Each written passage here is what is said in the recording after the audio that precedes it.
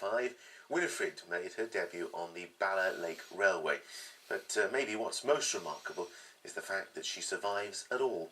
Rob Shelley has been to see a bit of living history. The train now arriving at platform 1's made one of the most remarkable journeys in Wales. Winifred never got to do this in the first 80 years of a working life down in the Penrhyn slate quarries. Then, shipped over to America, put into a museum, forgotten in store in the Midwest for 50 years, rediscovered and brought back home. Quite a life for a 130-year-old. I arrived in the metropolis of Chicago, and I remember thinking to myself, you know, not far from here is an iconic piece of North Wales industrial heritage. There was the familiar sight of a little quarry Hunslet right up against the wall in the shadows. I make no bones about it. I burst into tears.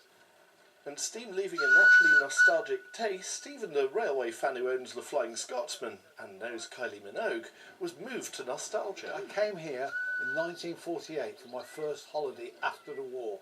Really? So yeah. This is... Yeah, I came up from Rewabon up to the junction in 1948. Wow. Yeah, so this is the first time I've been here since then. We kept the sheep here especially. Yes, I noticed.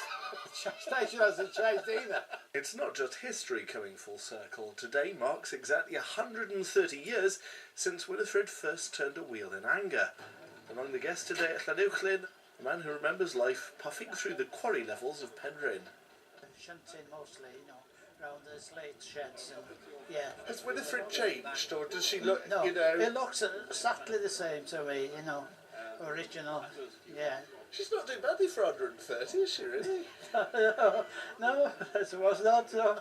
Of course, having spent 80 years hauling slate and more than 50 years being forgotten about, Winifred's now just showing off.